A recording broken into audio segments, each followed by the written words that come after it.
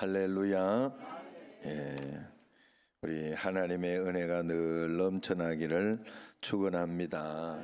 예, 작은 또 이렇게 사고들 어려움들이 있습니다. 그래도 또 세상에 살 때 아무 일도 없을 수는 없어요. 그래서 그러한 일들이 있으나 예수님 믿는 사람들은 믿음으로 늘 이겨내는 사람들, 승리하는 사람들인 줄로 믿습니다.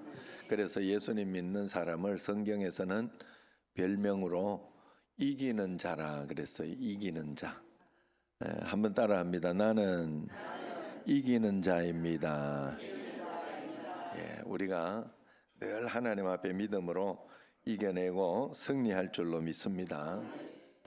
지금 방학인데 방학이 언제 시작되는지 아세요? 그렇다. 방학은 선생님들이 미치기 전에 이제 딱 시작하는 게 방학이라니. 언제 방학이 끝나느냐? 그거는 부모들이 미치기 전에 방학이 끝난다 그래요. 재밌죠? 우리 1945년 8월 15일에 해방이 되었지요. 우리 민족에게 이스라엘의 출애굽과 같은 그런 기적 같은 일을 보여주신 축복의 날입니다. 우리 스스로 힘으로는 도저히 얻을 수 없었던 해방이었죠. 그래서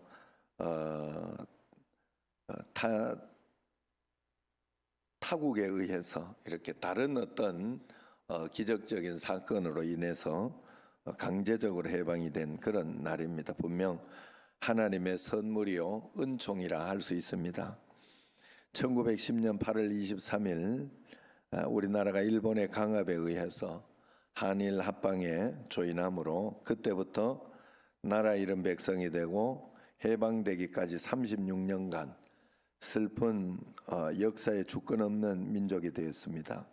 땀 흘려 농사지은 것 공출로 착취 다 당하고 아버지는 보국대, 형님은 징용으로, 전쟁터의 총바지로, 누님은 정신대로 그렇게 끌려가서 이름도 성도 빼앗기고 창씨 개명을 했으며 나중에는 말도 글도 빼앗기고 민족혼이 말살당할 뻔했습니다.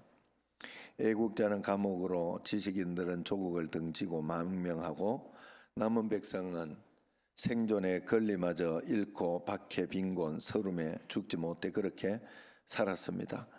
교회는 귀신, 신사를 이렇게 들여놓고 절하도록 그렇게 하기도 했죠. 이처럼 비참한 상황 속에서 해방이 되었으니 얼마나 기뻤겠습니까? 일본은 8월 17일에 민족과 교회 지도자들을 무수히 죽일 그런 계획을 가지고 있었다고 그래요. 그런데 8월 15일에 이렇게 해방이 되었으니 하나님께서 배후에서 역사하시고 운전하고 계심을 보여주셨습니다.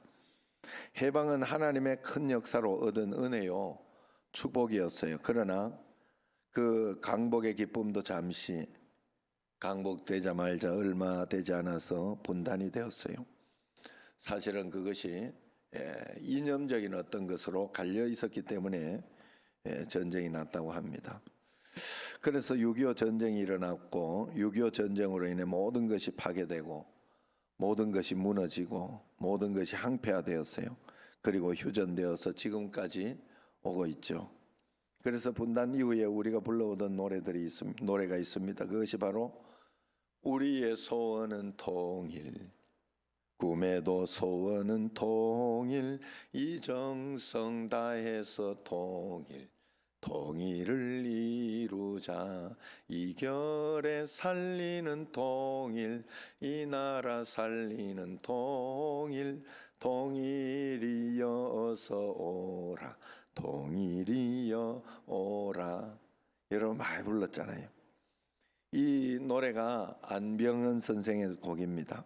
안병헌 선생은 죽기 전에 통일이 되면은 남과 북의 어린이들을 모아서 판문점에서 직접 지휘하며 목매이게 이 노래를 부르고 싶다 늘 말씀했습니다. 그런데 우리가 그토록 즐겨 부르던 이 노래가 요즘은 뜸해지고 희미해졌어요. 통일 그것은 누가 뭐래도 우리 민족의 소원이요 한국 땅 모든 그리스도인들의 숙제입니다. 그것은 북진 통일이나 적화 통일을 이야기하는 게 아니라 오직 복음으로 미움을 없애고 무신론을 무너뜨리고 물질주의의 허상을 깨는 그런 것입니다. 그래서 한반도의 통일은 단순히 분단 이전의 상태로 돌아가는 것만을 의미하지 않습니다. 우리는 종말론적인 관점에서 통일을 꿈꿔야 됩니다. 통일 한국은 복음화된 사회, 하나님의 공의와 정의가 지배하는 이 땅의 하나님 나라를 꿈꾸는 그런 통일 한국이어야 될 것이죠. 땅 끝까지 복음을 전하는 주님의 지상명령 앞에 내 민족이 하나 되어 복음화되게 하옵소서 하고 기도하는 것, 이것이 진정 통일을 염원하는 우리의 소원이 될 것입니다. 신앙에는 국경이 없지만은 그리스도인들에게는 조국이 있죠. 그렇기 때문에 내 조국이 나뉘어지지 않고 하나 되는 것을 소원하는 것입니다. 오늘 본문에 보면 이 분단의 역사가 있는 내용이 나옵니다. 예수님께서 나시기 800년 전의 일입니다. 다윗과 솔로몬의 통일 왕조가 깨지고 남과 북으로 나뉘어지고 말았어요. 남쪽은 유다와 베냐민 지파가 남유다를 세웠고 또 북쪽은 열 지파들이 모여서 이스라엘이라는 나라를 세웠습니다.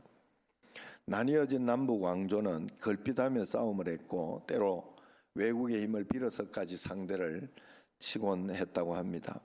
그래서 그렇게 했어요. 그래서 이사야 7장에서 보면 오늘 말씀이 바로 그 말씀이에요. 이스라엘 왕이 아람 나라를 등에 업고 남쪽 유다를 침공해 왔습니다. 유다로서는 전혀 예측도 준비도 못한 일이라 아스 임금과 온 백성은 두려워 떨 수밖에 없었습니다. 바로 이때 하나님께서 이사야 선지자를 보내 유다를 위로하고 오히려 큰 꿈을 꾸게 하는 그런 일련의 내용이 바로 오늘 이 본문의 말씀이에요. 오늘 말씀에서 이스라엘 백성들을 두려워하지 말아라, 낙심하지 말아라. 지금 너희 나라는 하나님의 뜻이 이루어지고 있다. 저들은 부지깽이처럼 꺾여지게 될 것이다. 그렇게 용기를 주는 말씀입니다. 그런데 그 결론이 오늘 본문 14절인데 거기에서 보면 이렇게 이야기합니다. 그러므로 주께서 친히 징조를 너희에게 주실 것이라. 보라, 처녀가 잉태하여 아들을 낳을 것이요 그 이름을 임마누엘이라 하리라. 그렇게 이야기를 합니다. 전쟁의 공포에 시달리고 있는 사람 앞에서 조국의 장래가 어찌 될 것인가 염려하는 백성들에게 처녀가 아이를 낳을 것이다 하는 징조를 보여주겠다. 이 말씀이 도대체 무슨 말씀입니까?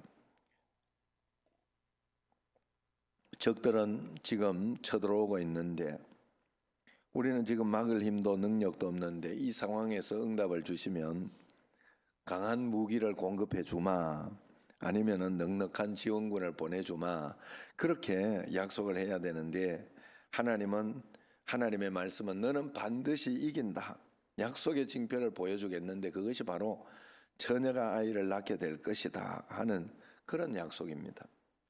이게 무슨 뜻일까요? 한번 생각해 보세요. 열세한 군대와 조악한 무기로 강한 적군을 이기는 일이 어려운 일이겠습니까? 아니면 처녀가 아기 낳는 일이 어렵겠어요? 본문이 말하는 메시지는 사실 둘 다 어려운 일이긴 합니다만은 처녀가 아기 낳는 것은 불가능한 일이죠. 그런데 그 일을 할 수 있는 하나님이 이 불리한 전쟁을 역전시키는 일 그 정도 못하겠느냐, 그런 뜻입니다. 내가 너와 함께 있으니 걱정하지 마라.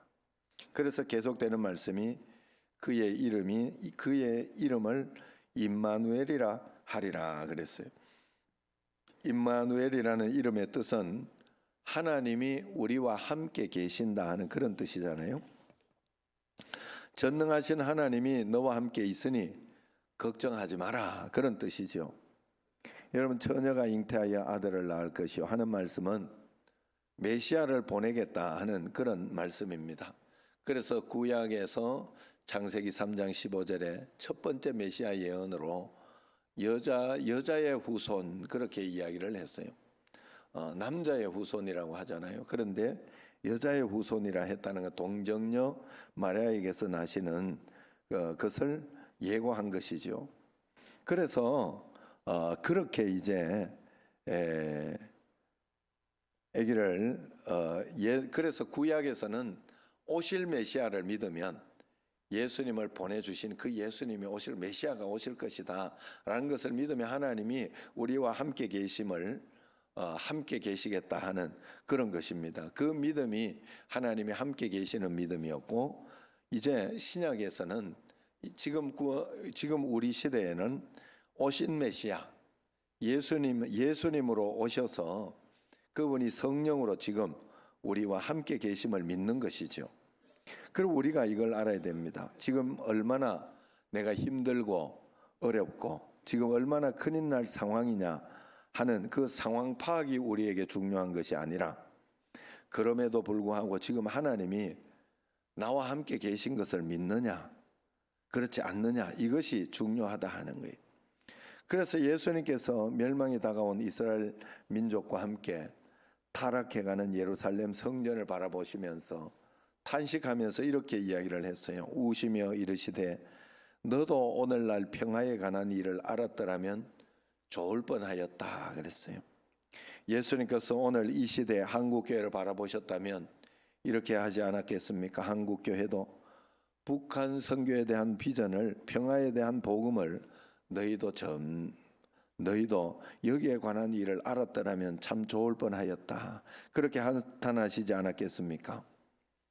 해방 후에 지금 78년 남과 북이 나누어진 이후 지금 북한은 세계의 최빈 국가가 되었습니다. 국제인권감시단체인 프리덤 하우스의 보고에 의하면 북한은 분단 이후에 정치적 권리와 시민적 자유가 억압당하는 최악의 국가가 되었다고 해요. 먹을 것도 인권도 예수도 복음도 없는 그런 국가가 되었어요. 반면에 우리 대한민국은 세계에서 가장 잘 사는 나라 가운데 하나가 되었어요. 이것은 무엇을 의미합니까? 어떤 정권이든 하나님을 버리면 그 정권이 버림을 받는다는 거예요. 그러나 반대로 하나님을 사랑하면 그 정권이나 나라는 반드시 복을 받는다는 것을 이야기하고 있습니다. 우리 대한민국이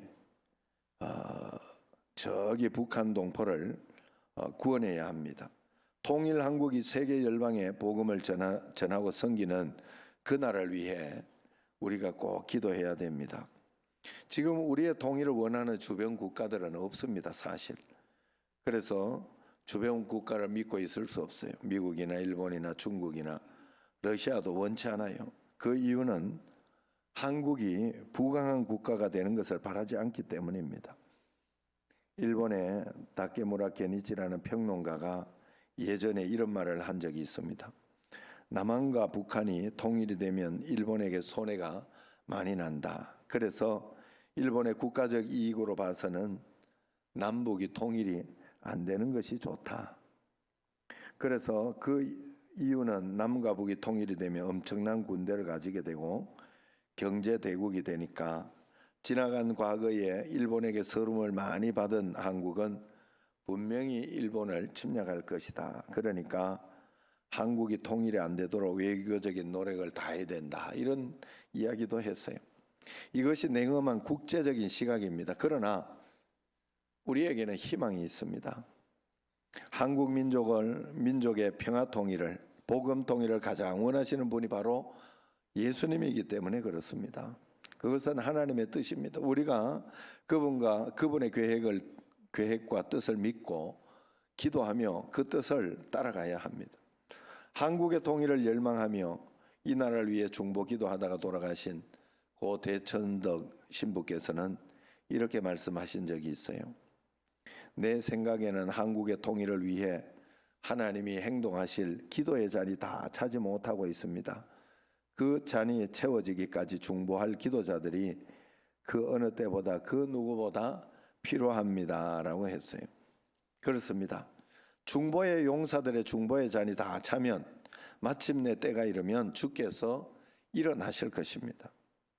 해방이 하나님의 선물로 주어졌듯이 통일 또한 하나님의 선물로 어느 날 문득 찾아올 것입니다. 지금은 북녘 땅을 바라보며 그래서 그것을 위하여 하나님께 눈물로 호소해야 할 때입니다. 하나님, 내 민족을 주시라고 기도해야 됩니다. 내 민족을 내게 주소서 하고 부르짖던 모르드게와 에스더처럼 우리도 나라를 위해서 기도해야 할 때입니다. 기도만이 이 민족을 구원하고 기도만이 문제를 해결해 줄 줄로 믿습니다. 기도하는 민족은 절대로 망하지 않습니다. 통일의 환상을 가진 민족을 하나님께서 버리지 않으실 것입니다. 복음화의 비전을 가진 교회를 하나님께서 크게 쓰실 것입니다. 처녀 몸에서 잉태되시고 임마누엘로 우리 가운데 오신 이유가 무엇일까요? 자기 백성을 죄에서 구원하시기 위해서지요. 그분은 이 땅의 정치 지도자로 오신 것이 아닙니다. 빵을 나눠주는 경제의 지도자로 오신 것도 아닙니다. 그분은 바로 죄악으로부터 이 백성을 구원하시기 위해 그렇게 오신 것입니다. 우리 민족의 문제는 바로 죄의 문제입니다. 달러가 말라서 나라가 망하는 것이 아닙니다. 양심이 메마르고 진리가 말라서 망하는 것이 아니에요. 휴전선, 철조망 세워서 나라를 지키는 것이 아닙니다. 우리가 문제가 되는 거, 우리가 양심이 잘못되고 또 진리를 바르게 알지 못해서 문제가 되는 거예요. 또 도덕을 세우지 못하고 정의를 세우지 못해서 문제가 되는 거예요. 그러므로 우리가 하나님의 말씀대로 도덕을 세우고 정의를 세우고 말씀대로 따라가는 나라를 세워야 우리 나라가 바로 서게 되어 있는 것입니다.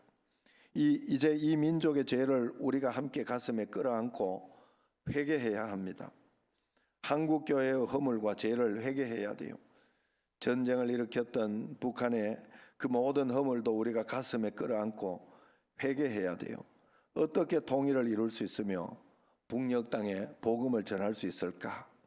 어떻게 저들에게 자유를 나눠주며 해방을 선포할 수 있을까? 그것은 미국이 잘 포장해서 가져다 주는 선물이 아닙니다. 우연한 기회에 의해 들어오는 요술호박도 아닙니다. 시간만 가면 자동적으로 이루어지는 기계장치가 아니라는 거예요. 전능하신 하나님께서 이루어 주셔야 할 일이기 때문에 전능하신 하나님께 우리는 기도하며 간구해야 합니다. 하늘 보좌에서 내려와 고난의 현장에 함께 하신 예수님께 간구해야 합니다. 그래야 나라가 살고 민족이 살게 되는 것입니다. 우리는 지금 나라를 위해 기도하지 않았던 죄를 회개해야 돼요. 내 집안 만민이 기도하는 집인데 기도하는 사람이 없어 나라가 망하고 있는 거예요. 지금까지 나라를 위해 기도하지 못하고 내 일만 편하게 하고 누워 있는 것만을 즐겼더라면 우리는 분명히 이렇게 생각하면 됩니다. 아, 내가 나라를 망치고 있구나. 내가 우리 가정을 망치고 있구나. 내 교회를 망치고 있구나. 이렇게 생각을 하면 돼요. 대통령이 정치를 잘못해서 나라가 망하는 게 아닙니다. 경제가 조금 어렵다고 민족이 망하는 것이 아닙니다. 사업이 조금 안 된다고 굶어 죽지 않습니다. 문제는 내가 나라를 위해, 이 민족을 위해, 공동체를 위해 기도하는 사람이 없어지면 하나님께서도 하늘문과 역사의 문을 닫으신다는 거예요. 그 날이 바로 이 민족이 망하는 날이라 하는 것입니다. 그래서 일찍이 나라 사랑의 생애를 바쳤던 도산 안창호 선생님은 이런 말씀을 하신 적이 있어요. 우리나라를 망하게 한 것은 일본이 아니요, 이완용도 아니요, 그것은 바로 나 자신이요 그랬어요. 내가 일본으로 하여금 내 조국 안방을 차지하게 두었으며 이완용으로 하여금 조국을 팔도록 내버려 두었소. 그러므로 만국의 책임자는 곧 나 자신이요, 자손은 조상을 원망하고 후지는 선배를 원망하고 민족 불행의 책임을 자기 이외로 다 돌리려 하니 왜 남만 책망하시오? 우리나라가 독립이 못된 것이 다 나 때문이로구나 하고 가슴 두드리며 뉘우칠 생각은 왜 못하오? 어찌하여 그 놈이 죽을 놈이요 저놈이 죽일 놈이라고만 하시오? 진정 내가 죽일 놈이라고 왜들 깨닫지 못하시오? 그렇게 이야기를 했어요. 그렇습니다. 바로 나 때문에 내가 새로워지기만 하면 나라가 새로워지고, 내가 새로워지기만 하면 교회가 새로워지고 가정이 새로워지는 줄로 믿습니다. 이 민족을 향한 하나님의 뜻이 이루어지기 위해 우리가 할 수 있는 일이 무엇입니까? 우리는 이 민족의 동족 상잔의 그 아픔을 가슴에 끌어안고 우는 것만 할 수 있는 것이, 함께 우는 것, 하나님 앞에 나아가 이 백성의 영광을 다시 돌려달라고 우는 것입니다. 이것이 우리 믿음의 선진들이 나라를 사랑하는 그런 방법이었습니다. 그러므로 이제부터 기도를 결단하시기를 바랍니다. 기도는 아끼지 마세요, 여러분. 기도하면 삽니다. 기도하면 건강해지고, 기도하면 부유하게 됩니다. 기도 외에 다른 방법이 없어요. 여러분, 내 마음이 우울하고 힘들고 어렵다 하면 기도가 부족한 거예요. 그래서 하나님 앞에 나와 기도를 자꾸 하십시오. 애를 써서 기도하시고 하면 하나님께서 큰 은혜와 권능으로 우리를 꼭 지켜주시는 줄로 믿습니다. 그래서 우리가 해방 오늘 78주년 광복주의를 맞이해서 우리 민족이 다시 기도의 불길이 타오르기를 기도합니다. 우리 교회가 먼저 해야 합니다. 휴가 기간에 새벽 기도도 나오는 성도들이 있으니 우리 교회는 희망이 있습니다. 그래서 9월 10월 기도 통장, 여러분 작년엔 잘 못했더라도 올해는 내가 기도로서 헌금을 더 많이 해야지, 그렇게 작정을 하고 여러분 꼭 기도 헌금을 해주시기 바랍니다. 1분에 10,000원을 쳐주니 얼마나 좋습니까? 그동안 내가 육신적으로 하지 못했던 헌금을 이 기도로 헌금을 하겠다 작정하고 또 기도하고 기도하시기를 바랍니다. 그래서 기도 통장을 기도하면서 밖에 가면 이렇게 작정서가 있어요. 그걸 가지고 작정을 해주시고 작년보다 조금이라도 더 해야 되겠다, 이런 마음을 꼭 가지시기를 바랍니다. 우리 민족은 기도로 복받은 민족, 그래서 우리도 기도로 복받을 수 있어요. 오늘 기도해서 민족이 복을 받고 나라가 복을 받고 또 더 나아가서 또 온 세계 열방이 복을 받는데 그것이 나의 복이 되고 내 가정이 복이 될 줄로 믿습니다. 그 분복을 다 누리고 찾아가는 여러분과 저가 되기를 축원합니다. 기도하겠습니다.